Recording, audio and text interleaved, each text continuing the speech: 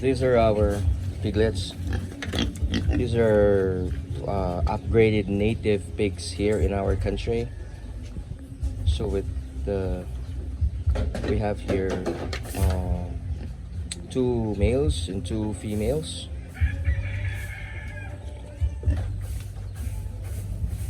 We're gonna butcher one of these maybe in 2 months.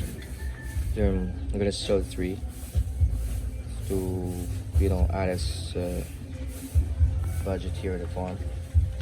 Need to raise funds also. Then this one also. This is their mom.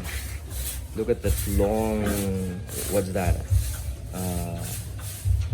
Muzzle, the nose part.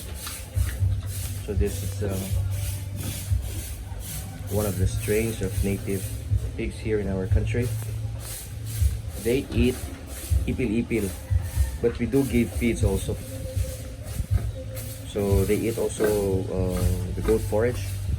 Give them ipil, mantra de agua, mulberries, and also napiers. Once in a while, napier.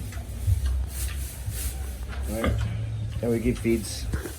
We only feed them twice a day, one in the morning and one in the afternoon. Then we give plenty of water. Same here also. But at noontime, we give them ipil or some forage.